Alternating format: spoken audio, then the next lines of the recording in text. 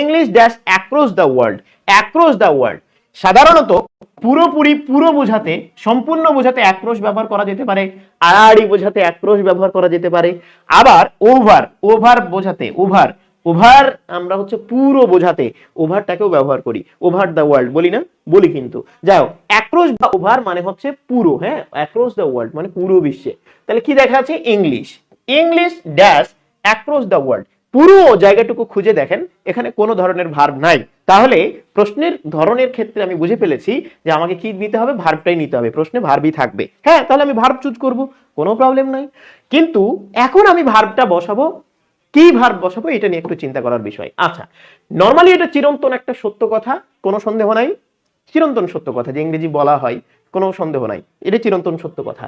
এবার প্রথম দেখাতেই আপনার কি এটা অ্যাক্টিভ মনে হবে? এটা কি অ্যাক্টিভ মনে হবে যে এটা অ্যাক্টিভ বাক্য? এটা কি অ্যাক্টিভ মনে হবে আপনার কাছে?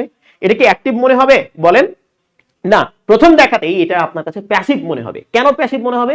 ভাই, ব্যক্তি যদি কাজ করে তাহলে ওটা অ্যাক্টিভও হতে পারে, অ্যাক্টিভ হতে পারে, আবার ব্যক্তি যদি কাজ না করে সেটা প্যাসিভও হতে পারে।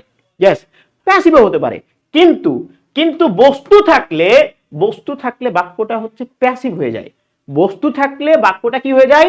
প্যাসিভ হয়ে যায়। আর প্যাসিভের স্ট্রাকচার একটা বিভার্ব লাগবে, বিভার্বের পরে কি? ভিত্রি লাগবে। প্যাসিভের স্ট্রাকচার হচ্ছে নরমাল প্রেজেন্ট প্যাসিভ, প্রেজেন্টের প্যাসিভের স্ট্রাকচার হচ্ছে একটা বিভার্ব লাগবে আর একটা কি লাগবে? ভিত্রি। তাহলে আমি যার এর সাথে হচ্ছে জাস্ট হচ্ছে ভিত্রি। তাহলে এটা একটা চিরন্তন সত্য কথা, ইংরেজি বলা হয়, সারা বিশ্বে বলা হয়, এটা চিরন্তন সত্য কথা। তাই এটা প্রেজেন্টে থাকবে, অন্য কোনো টেন্সে যাবে না। এবং ওই টেন্স, প্রেজেন্ট টেন্সে থাকলেও বাক্যটা যেহেতু প্যাসিভ, তার মানে বিভার্বের পরে ভিত্রি হতে হবে। বিভার্বের পরে কি হতে হবে? ভিত্রি। তাহলে প্রেজেন্টের বিভার্ব কি? প্রেজেন্টের বিভার্ব হচ্ছে এম, ইজ, আর।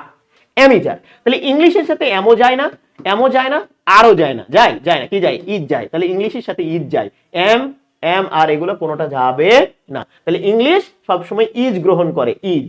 তাহলে গুড, ইংলিশ ইজ। এরপরে জাস্ট হচ্ছে ভিত্রি লাগাবো, ভিত্রি। তাহলে কেন ইজ নিলাম বুঝতে পারছেন তো? এটা প্রেজেন্ট ছিল তাই। তাহলে এটা বিভার্ব নিব আর ভিত্রি বলা হয়, তার মানে স্পিক্স। দেখেন স্পিকের ব্যাপারটা আছে, তার মানে হয়ে যাবে স্পোকেন।